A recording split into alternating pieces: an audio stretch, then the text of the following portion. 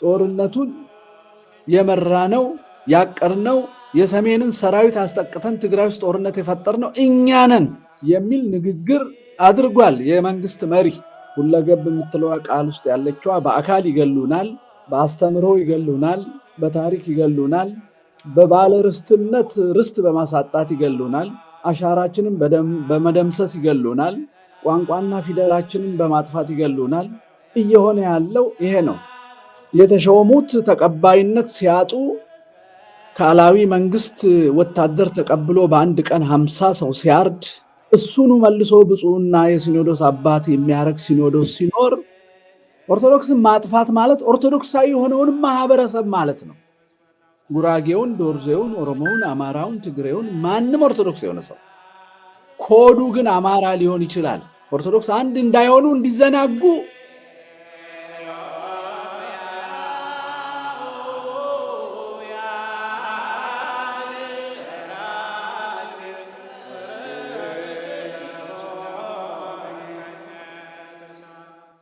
አባቶች ይባርኩኝ።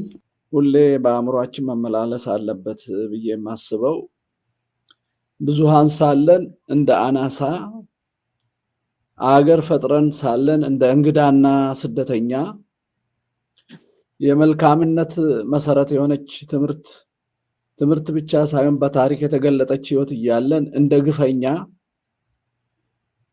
የተቀደሰች ሃይማኖት የምትቀድስ እምነትና ክህነት እያለን እንደ ነውረኞችና እንደ አርካሾች እንድንቆጠር ያደረገን ምንድን ነው? ከዚህ ያደረሰን ሂደት ምንድን ነው የሚል ጥያቄ ሁሌ ይመላለስብናል፣ እንወያያለን። ከዚህ ተነስተን እንግዲህ ትክክል ባይሆንም ግምታዊ ምላሾች አሉን።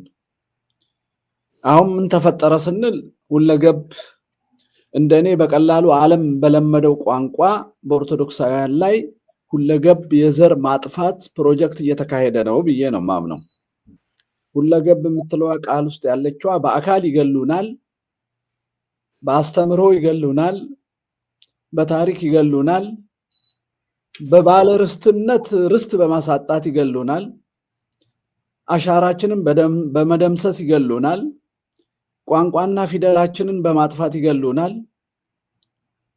እየሆነ ያለው ይሄ ነው። ይሄ እየሆነ ያለው ደግሞ ከውስጥም ከውጭም ነው። ሐሳቡ ከውጭ መንጭቶ በውስጥ የበቀለ ውስጡና ውጭው የተናበበ ነው። አንድ ብፁዕ ተብሎ የሚጠራ አባት ቅዱስ ከሚባል ሲኖዶስ አባልነቱ ወጥቶ አንድ ጫካ ሄዶ አባቶችን ሲሾም የተሾሙት ተቀባይነት ሲያጡ ካላዊ መንግስት ወታደር ተቀብሎ በአንድ ቀን 50 ሰው ሲያርድ እሱኑ መልሶ ብፁዕና የሲኖዶስ አባት የሚያረግ ሲኖዶስ ሲኖር እውነትም ከውስጥም ከውጭም ቤተክርስቲያንን የሚያጠፋ ሁለገብ አደረጃጀት እንዳለ በግልጽ ያሳያል። የኢትዮጵያ ኦርቶዶክሳዊት ቅድስት ቤተክርስቲያንን የማዳከም ተከታዮቿን በአካልና በመንፈስ በታሪክና በባህል የመግደል በመንግስታዊ ስልጣንና መዋቅር በፖለቲካ ርዕዮት በገንዘብና በበጀት የሚካሄድ የዘር ማጥፋት ሂደት ነው ኢትዮጵያ ውስጥ ያለው። አሁን እየተነጋገርን በዚህ ሰዓት አርሲ ውስጥ፣ ባሌ ውስጥ፣ ወለጋ ውስጥ ሰው እየታረደ ነው። አማራ ክልል ሰው እየተጨፈጨፈ ነው። በመጀመሪያው የወያኔ ኢህአዴግ የስልጣን ዘመን የህዝብና የቤት ቆጠራ ምዘና በነዛ 10 ምናምን ዓመቶች 11 ሚሊዮን የኦርቶዶክስ ተዋሕዶ ቤተክርስቲያን ከእምነት እንዲፈልሱ ተደርገዋል። ተገደውም በዘር ፖለቲካ አእምሯቸው ታጥቦ ለቤተክርስቲያኒቷ ጠላት እንዲሆኑ በመንግስት ተሰብከው ከእምነታቸው ተፈናቅለዋል። ይሄ ዘር ማጥፋት ነው። ስደት ወደ ሀገር የተሰደዱ የኢትዮጵያ ምዕመናንን ብዛት የኢትዮጵያውያን ዜጎችን ብዛት ብናወዳድር ቁጥር ባይኖረኝም ከ80% በላይ ኦርቶዶክሳዊ ነው የሚሰደደው። ጦርነቶች እየተካሄዱ ነው። ከፊት ተደርገው የሚጨፈጨፉት የኢትዮጵያ ኦርቶዶክስ ተዋሕዶ ቤተክርስቲያን የሰራዊት አባላት ናቸው። እርስ በርስም እንዲገዳደሉ የተደረጉትና በ8 ወራት ብቻ 1 ሚሊዮን አካባቢ ኦርቶዶክሳውያን ከትግራይ ወገን ከአማራ ከሌሎቹም እንዲጨፈጨፉ የተደረጉት በእቅድ በመንግስት ስሌት ነው። ይሄንን በቅርብ ጊዜ ብልጽግናን የከዱ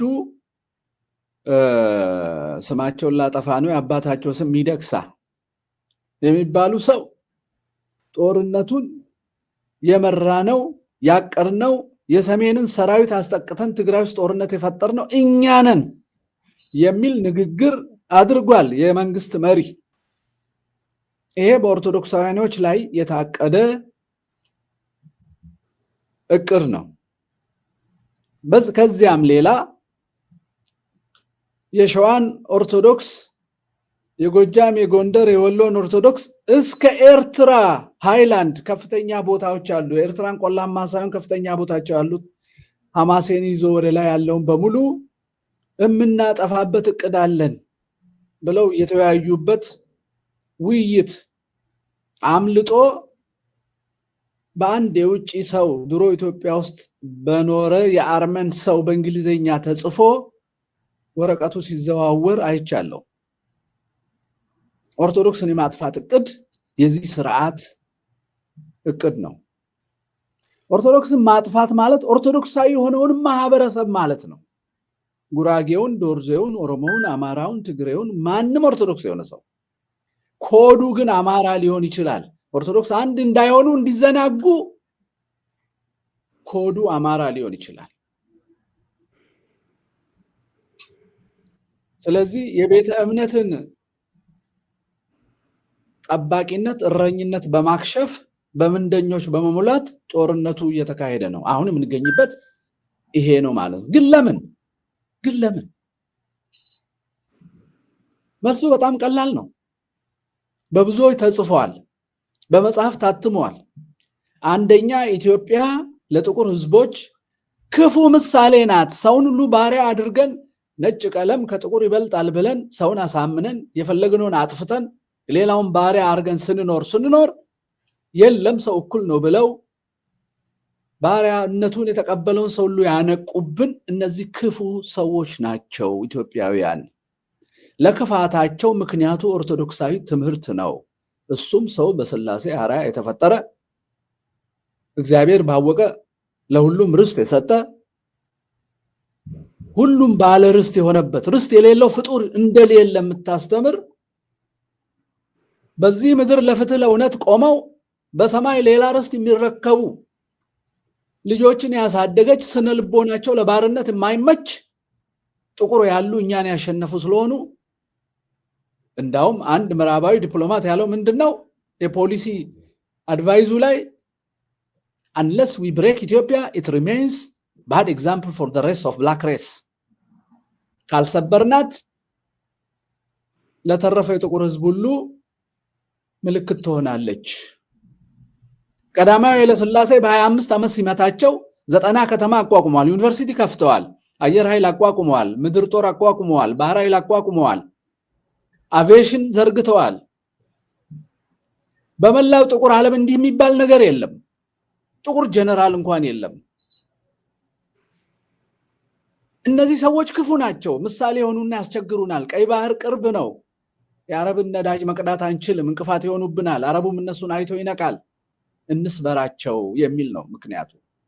እነሱ የወለዱት ልጅ እነ ሽመልስ አብዲሳ ኦርቶዶክስን ሰበርን፣ ነፍጠኛን ሰበርን አሉ እነ ስብሃት ነጋ። ሰባሪዎቹ ወያኔዎቹና ኦነጎች ቤተመንግስትን ከተረከቡ በኋላ መከራችን መዋቅራዊና ስርዓታዊ ሆነ ማለት ነው።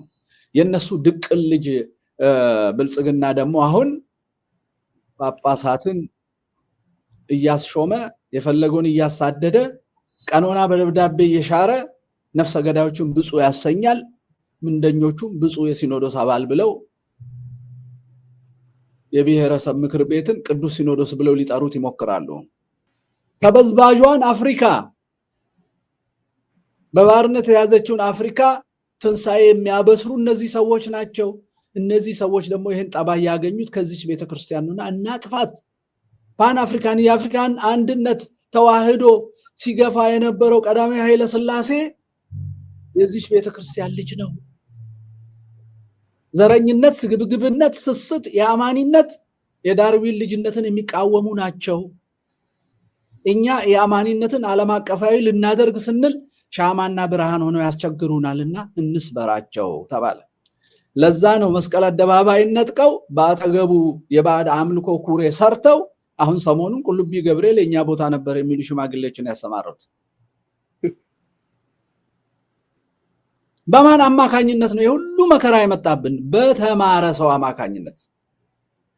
በተፈሪ መኮንን በአዲስ አበባ ዩኒቨርሲቲ ውጪ ሀገር በመሄድ እነ ግርማሜ ነዋይ፣ እነ መንግስቱ ነዋይ፣ እነ መንግስቱ ኃይለማርያም፣ ኢሃፓ፣ ህወሓት ይሄ ሁሉ ተማርኩ የሚል በጠላት ትምህርት አይምሮ የታጠበ ሰዎች ነው። ስለዚህ ስርዓተ ትምህርቱ፣ የብሔር ፖለቲካ ህጉ፣ ዲፕሎማሲው፣ ኪነ ጥበቡ፣ ሚዲያው በሙሉ ጸረ ኦርቶዶክስ ነው። እሱ አይገርምም። የውጭው ጸር ቢሆን የውስጡ የነሱ አካል መሆን ነው ችግሩ። የውስጡ የነሱ አገልጋይ መሆን ነው ችግሩ። የሲኖዶስ ቃለ ጉባኤ በሙሉ ስለ ሆድ፣ ስለ ምድብ፣ ስለ ቅያሪ፣ ስለ በጀት፣ መንግስትን ፕሮጀክት ስለማመስገን፣ ሰላጣና ጓሮ አትክልት ጎብኝቶ በጣም ያምራል ማለት ይሄ ሆነ የጳጳሳቱ ስራ። ስለዚህ ኦርቶዶክሳውያን በሌላው መንገድኛ ምዕመናን ደግሞ የዋሆች ከታሪክ ያመጣ ነው ራስ አካሉን አይበድልም በሚል ጤናማ አስተሳሰብ ራሳችንን አምነን ቤተ መንግስቱና ቤተ ክህነቱን ደንዝዘን የሚገሉንን ብር እያዋጣን ለሚገሉን ወርቅ እንዲሸልሙ በእውርነት የተከተልናቸው እኛ ነን። ክርስቶስን ስንከተል ክርስቶስን የሚመስሉትን እንጂ ክርስቶስን የሚቃወሙትን አባ ብሎ መጥራት ክደት ነው። እኛ ሁሉንም እንደራሳችን ስለምንመለከት ሀገራችን ውስጥ ያለ አማኒ የአማኒ መሪ ሁሉ ሃይማኖት ኦርቶዶክስ ባይሆንም እረኛችን ነው ብለን ቢያንስ በሰውነት እንጠብቀዋለን። ሃይማኖት ባያስተምረን በአካል አያስጠቃንም በጠላት ያስወርረንም ብለን እንጠብቃለን። ሰው ሁሉ እንደኛ ስለሚመስለን በውስጥ በህቡ ተደራጅቶ በሴራ ተቃኝቶ ማኒፌስቶ ጽፎ ሰራዊት አቁሞ የሐሰት ሐውልት ተክሎ እስኪያርደን ድረስ እያረደንም እያለ ይኸው 40-50 ዓመት አሁንም አንነቃ። አሁንም ሜዳ ሞልተን ነጭ ለብሰን ተልኮ የተሰጣቸው አዘንጊዎች ጋር አብረን እንዘምራለን። የአይላፋት የሚሊዮኖች ጉዞ፣ ጸበል፣ በዓል እንላለን። እረኛው መስቀል አደባባይ ያወጣንና አዳነች አቤቤን አመስግኑልኝ አሸብርቃለች ይለናል። መታረዳችንን እንዳናስብ ነቅተን አንድ ላይ እንዳንሆን። ስለዚህ ከውስጥ ከውጭ ነው መከራችንና አጥቂው ግን አቅም ከየት አገኘ የሚለውን መመለስ አለብን። መልስ ለማግኘት ከፈለግን አጥቂው በአቅም ትምህርትና አስተሳሰብ ያገኘው ከውጭ ነው። ሴራ የተማረው ከውጭ ነው። በውስጥ ራሱ ሳያቅ ከኛው ተወልዶ የኛው ወንድም ሆኖ በአእምሮ ግን ባይድ ሆነ። ሴራው ስላጠናከረውና መዋቅር ስላለው እኛ ብዙሃን እንደ አናሳ ራሳችንን እንድናይ፣ ጥቂቱ ሴረኛ ግን ራሱን እንደ ብዙሃንና እንደ በላይ እንዲያይ የስነ ልቦና ቦታ መቀየር አደረግን ማለት ነው። እኛ ሁሉን እንደ ራሳችን ስለምናይ በቀላሉ ውስጣችን የተደራጁት እንዲሰረስሩን ፈቀድንላቸው። ሴራ አናውቅም። አብርሃ አጽብሃ በአቡነ ሰላማ ተጠምቀው በአዋጅ ሲያጠምቁን ወደ ክርስቶስ ሲመሩን እንጂ ከላይ ሲያጠፉን አይተን አናውቅም። ሱስንዮስ ሞክሮ ነበረ፣ ወዲያው ተቀጨ። አባቶች ነበሩ። ከላይ ተክደን አናውቅም። በማናውቀው መንገድ ነው የመጣብን ጠላት። ስለዚህ የኛ የዋህነት የጠላት ሴረኝነት የኛን ደካማነት አመጣ። ነባሩ ቀዳማዊው አስተውሎት፣ ቀዳማዊው ስርዓተ ማህበራችን፣ ቀዳማዊው ስነ መንግስታችን እንደ እንቅፋት ሆነብን። የዋህ አደረገን። ስለዚህ በህግም በምድራዊ ህግም በሞራልም በነገረ መለኮትም በማንኛውም መንገድ ሲፈተሽ አሁን ያለንበት የመንግስትም የሆነ ቤተ ክህነት አካሄድ ውድቅ ነው፣ ትክክል አይደለም፣ የተወደደ አይደለም፣ ጸረ ሰው ነው፣ የእውነት ጠላት ነው፣ የሀገር ጠላት ነው። ስለዚህ እኛ በምድራዊ ህግ ፍትህ አናገኝም። ሞራል ኢትዮጵያ ውስጥ ወድቋል። ስለዚህ አሁን ያለንበትን ሁኔታ ከተገነዘብን ሁለቱም እረኞች እንደ ካዱን በትክክል በመረዳት እያንዳንዱ ሰው ቀደም እህታችን ያለችው በግል ንስሐችንን እና ለሌላ ወንድም መቆም በጋራ አቅደን ተልመን ሳናስመስል ይሉኝታን ጥለን በእግዚአብሔር ህግ ጸንተን በሚቻለ ሁሉ ርኩሰትና ኃጢአት እስካልሆነ ድረስ ከብረት እስከ ጸሎት ያለው መሳሪያ በመጠቀም ሀገራችንና ቤተክርስቲያናችንን መልሰን መውሰድ አለብን የሚል መልእክት ነው ያለኝ። እግዚአብሔር ይስጥልኝ። ክብር ይስጥልን ወንድም ዓለም። እንግዲህ ያው ሁሌም ያለ መሰልቸት በብርታት በእግዚአብሔር አጋዥነት ድምጽህን እስትንፋስህን ሳሰስት ለቤተ ክርስቲያን ለወገን ለሀገር ለህዝብ ምደክም ወንድማችን ዛሬም በዚህ መድረክ ላይ ያው ካዘጋጅነት ባሻገርም ሐሳብን በማካፈል ላደረከው ተሳትፎ ክብር ይስጥልን።